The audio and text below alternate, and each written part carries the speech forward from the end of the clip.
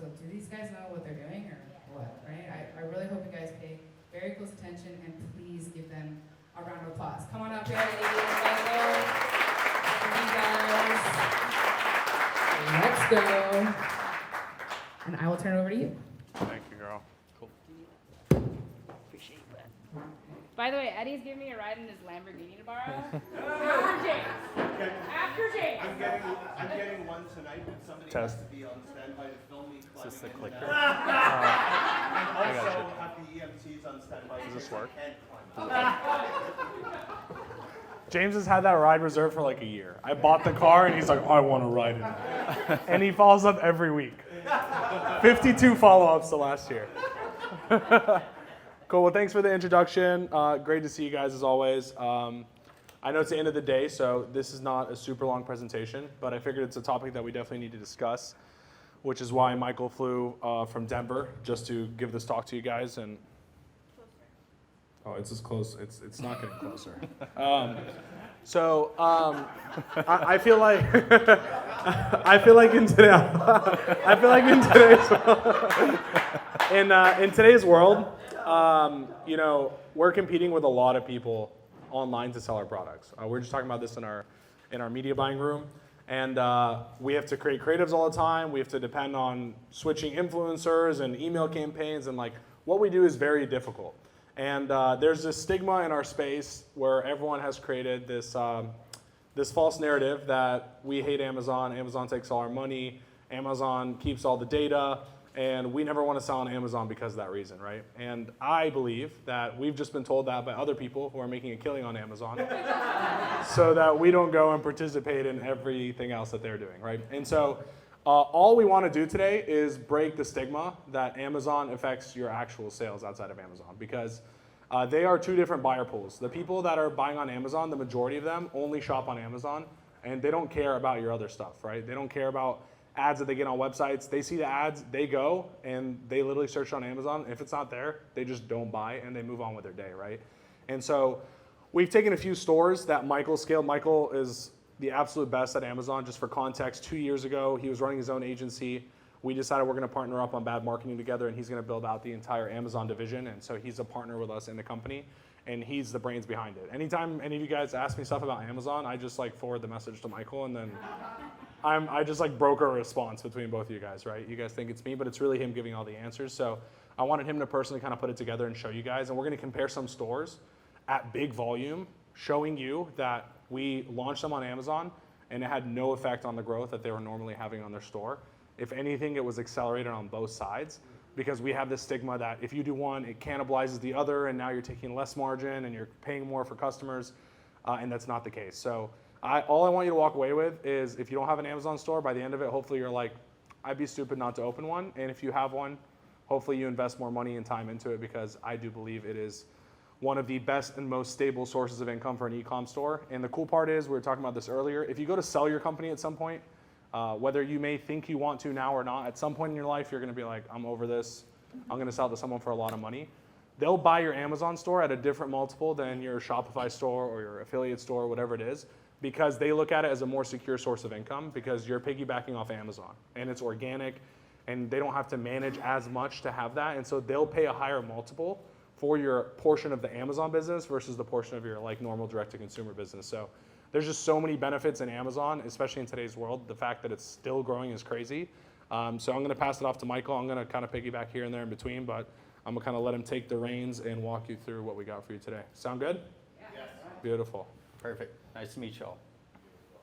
We'll skip this, yeah? Yeah, I think Amber so. did a pretty good job. These are some of the brands that we work with. We've scaled their DTC to Amazon presence. You might recognize some of them. So why do you actually need to be on Amazon? Well, 230 million people are on Amazon. 40% of those people who see your ad on another platform are going to go to Amazon and look for your reviews, look for your listing, look for your brand. They don't always go back to your website if they don't find you on Amazon. You're going to lose credibility and trust if they don't find your listing, and then you're just going to lose sales from your ad spend on other platforms. Who here has an iPhone? Raise your hand. Great. How much do you guys hate it when you get a green text message? Oh, yeah. Nice. That's how people feel when you're not on Amazon. Does it make sense now? Are we understanding? Okay. All right, so I want to show you guys turmeric supplements. How many people sell supplements? Nice, okay. Some of you guys probably sell turmeric, right, too.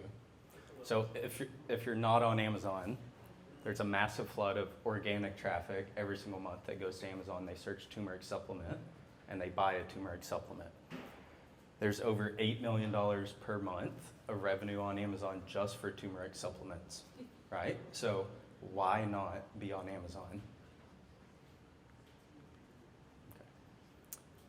Here's a brand a lot of you guys might recognize if you're on TikTok. It's called Guru Nanda. They sell an oil pulling product and a bunch of other like mouth rinses and stuff like that. They do multiple millions on TikTok Shop, but they launched on Amazon and they do $4 million per month on Amazon, right? So if they were not on Amazon, there's no way that additional $4 million would just transfer to their website or to TikTok Shop, right? They would lose a large percentage of that. So what about the downsides? Somebody shout out downsides. Why are you guys not on Amazon?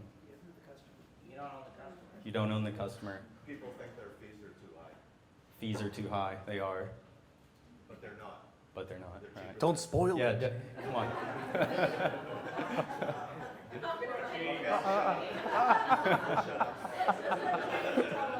Come on, James. What else? What else? Any other reasons? No reviews? Like you're scared to start from scratch, essentially? Yeah, how do they keep the customer if there's other products that have higher reviews? Okay, great objection. They'll steal your product if it's successful. They'll steal your product if it's successful. You should definitely talk about that one too. I have one. If you're on Amazon, you get your product ripped off like 50 different ways with like the same label over and over. Okay. Yeah. They'll rip it off anyway. That was my answer Yeah. too. I promise you, if it's on TikTok, they're ripping it off too. Same with Facebook. They can deactivate your entire account after years of selling. But can't Shopify do the same? Can't payment processors do the same? Not really? I'll tell you, I've had my Shopify shut down overnight because Apple sent them a letter, and next day I had no business. They shut down. I used to sell colored AirPods, like colored Chinese AirPods, back in like 2019, and we were moving 700, 800K a month, and literally woke up one day and I had no Facebook page, no Instagram page, no Shopify store. I couldn't even log in. Everything was gone, and it was an email in my inbox and a letter in the mailbox, and I could do nothing about it. So just for context, like, you're not as invincible on these platforms as you think, because there's always someone bigger who can send them a letter who can just shut you down because you have a certain ingredient in your product that they believe they have patented that will shut down your entire store for it. So just a different perspective as well, right? But I do understand what you're saying. You're definitely giving Amazon control for sure. Cool. With that being said, let's go through some of these. So you guys pretty much covered it, but some of the common objections: too many fees, margins are too slim, I'm going to cannibalize my sales from Shopify, and the big one, I don't own the customer data. Those are wrong.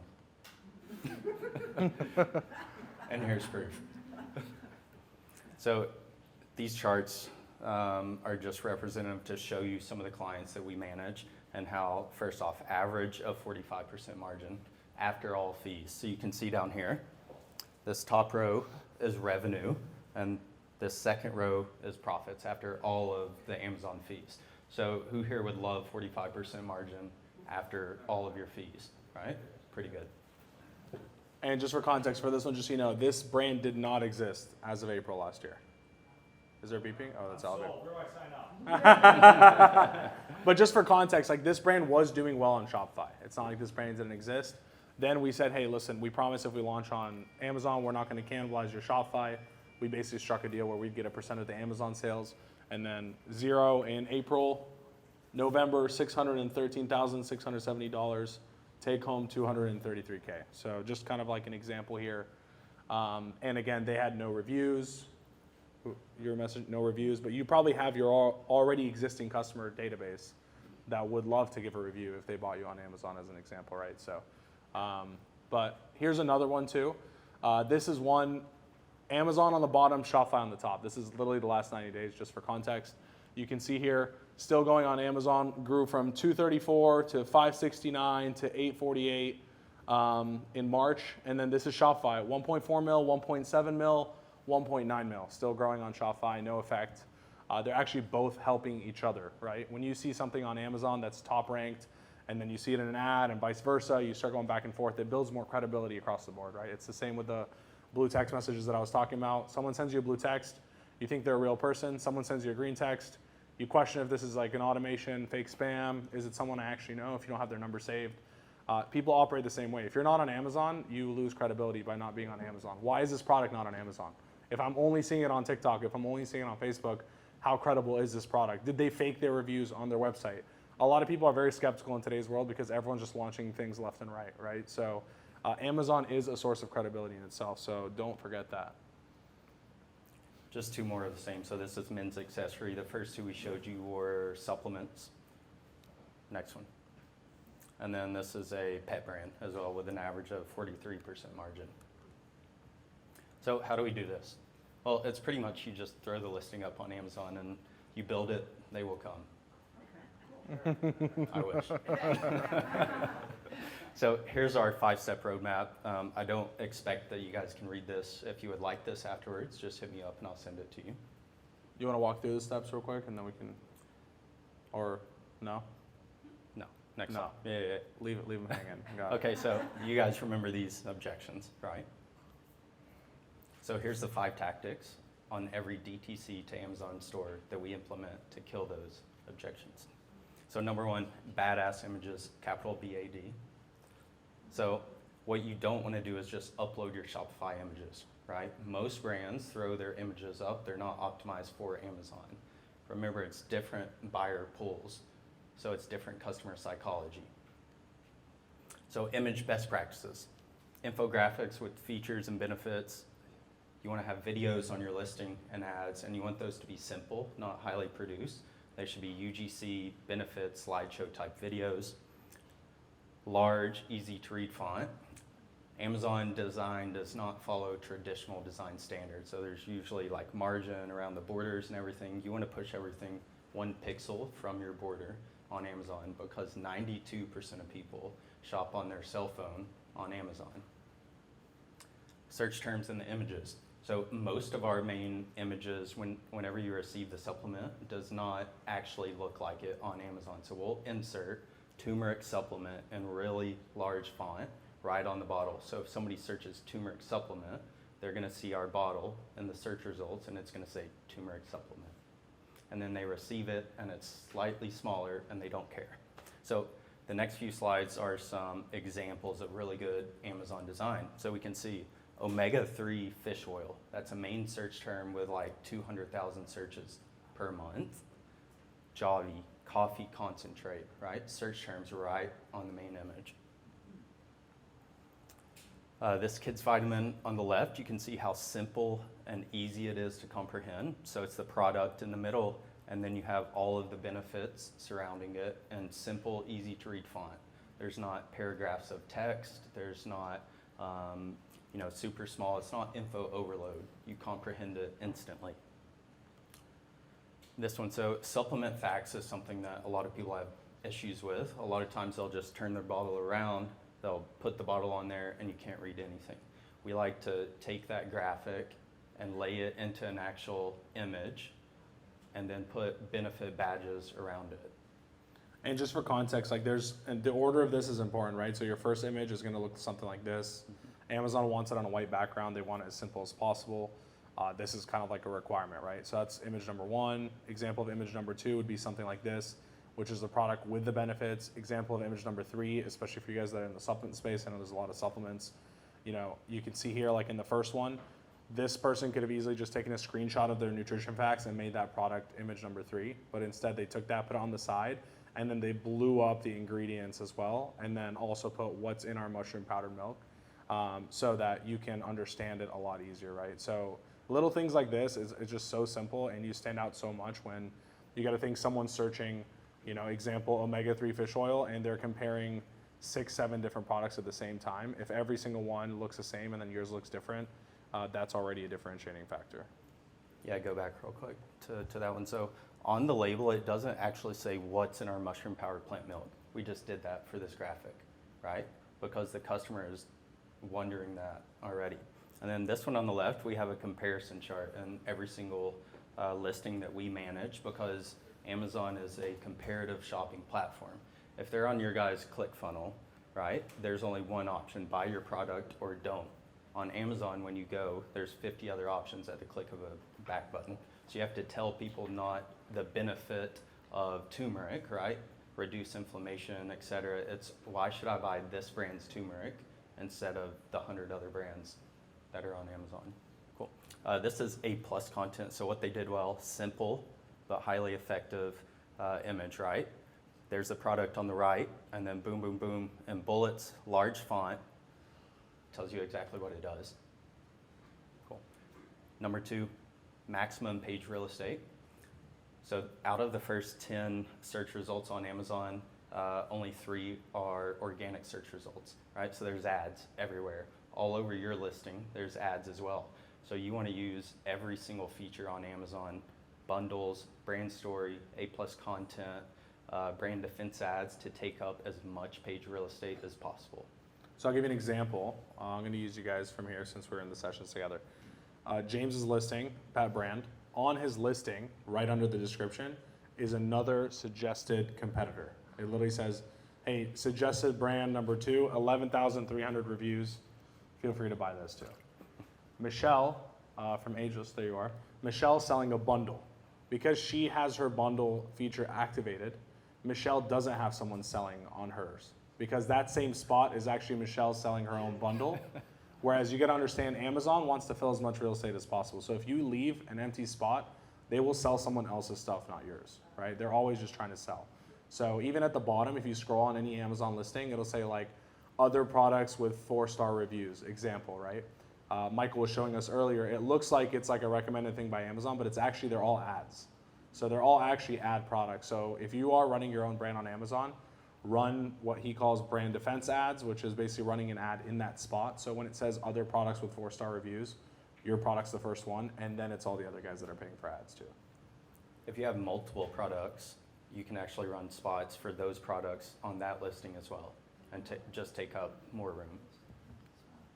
All right, number 3, slash-through pricing. I don't see enough people doing this, but you can actually hack your list price. So you can list it for $39.99, and then you wait about 10 to 12 days, and you slash that to what you actually want to sell it, and it's going to show this big negative 25% off. And you can split test percent and dollars on this, right? So again, it's all about standing out, right? You're comparing apples to apples here. So if everyone else is doing percentages in your category, it might be good to test out dollars, because someone might look at the dollar and perceive it as more than the percentage based on the price. So always test both sides of this stuff. But this is, guys, this is like 2 clicks and you're done. So don't underestimate the power of these things. So brand referral bonus, Amazon will actually pay you to send traffic. So everybody here is DTC, so you could send traffic from email, from TikTok, from Facebook, from Google to your Amazon listing. And if that person converts, they're going to reduce your fee from 15% to 5%. So fees are so high, Michael. Well, actually, they're only 5% if you do this. Right. And a cool way to use this, just kind of thinking outside the box, you guys are running traffic to your stores. People are going to your store, you're retargeting them, whatever, 2-week period, 3-week period. They don't buy from you. If that's your period of retargeting where you're going to say, I'm not going to spend any more money on ads, why don't you add another week running ads directly to the Amazon listing and seeing if those people that didn't buy after 3 weeks of running ads to them, if they'll just click and go buy on Amazon, because they're already logged in, 1 click, they go to Amazon, and now you're saving 10% on the fee, which probably ends up being your acquisition cost at the end of the day. So cool ways that you can do that. Just keep in mind, Amazon, we've seen this year over year, is finding more ways to incentivize you to run more traffic to Amazon. Now they're coming out with retargeting features on Amazon where you can retarget based on how people engage with your listing, your competitors' listings. I can now on Amazon say, if someone goes, James' product, if someone goes to that competing pet brand that has 11,300 reviews and they visit their page and they don't buy, I want to run ads to them. And James can now run ads to them. So you can start getting really creative. You can take the top people in your space and you can start running ads to people who abandon their pages or who search for their pages and don't buy. And Amazon is slowly expanding that because they realize in order for us to generate more revenue through ads, we need people to be able to be able to target more things on the platform and also be more competitive. So. Basic Google search ads work really well. Send that traffic to Amazon because it's the same concept as going to Amazon and searching for turmeric supplement. You're going to go to Google, search turmeric supplement. The ad's going to go to Amazon. Then you have Amazon's trust and return policy and everything, so they convert really well. Yep. So this is just an example of the brand referral bonus. So this brand, they ran an email campaign. They had almost 1,200 purchases, and Amazon gave them 4.3K back, right? It's free money. Number 5, own your customer data. So who here has not been on Amazon or not prioritized it because it's a black box? You don't actually own the customer data, right? Cool. You actually can, and there's multiple different ways that we're going to show you.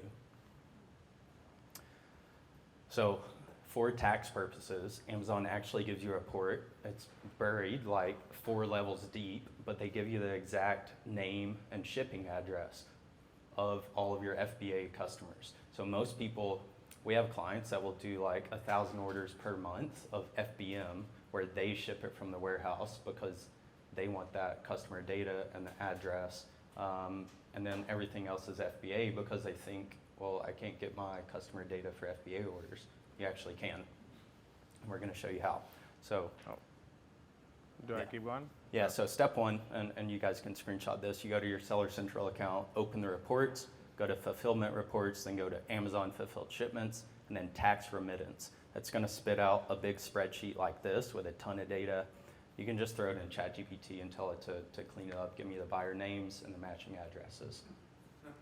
You can tell Amazon's hiding is deep. Right. You know, they are not letting you find out where, I mean, what is this, the first like 30 columns and none of the information is there, right? So Amazon's trying to bury this pretty deep, but we've obviously found a way around it. So, and then bonus tip.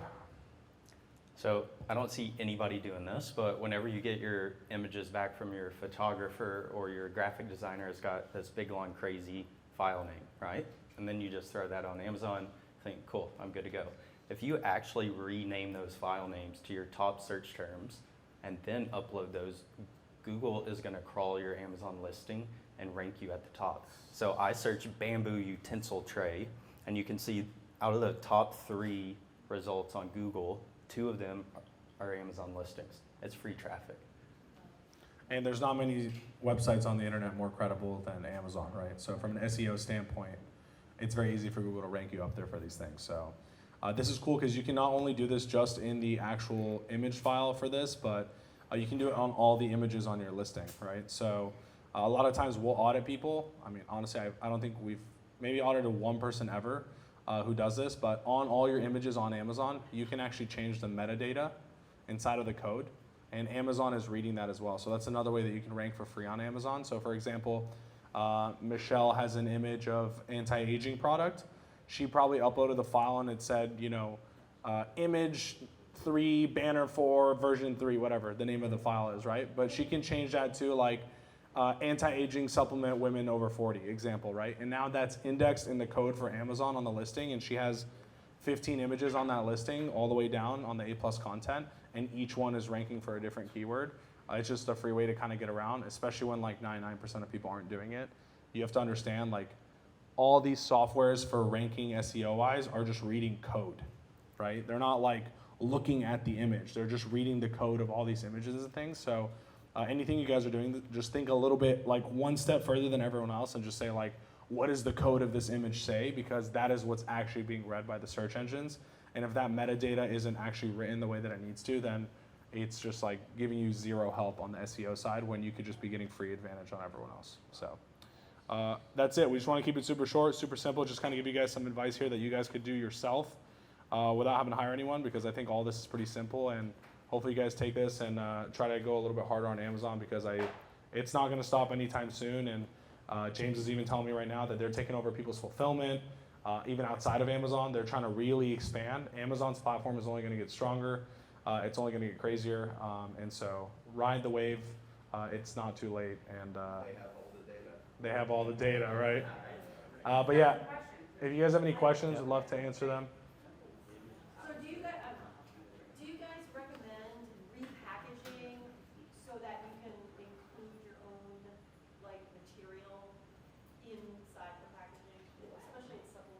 Yeah, for sure. So you can include like your box, right? And then put the insert card in there, or you can put a neck tag on, like directly on the bottle with a QR code. Although your open set idea gets rid of the whole reason why I do that.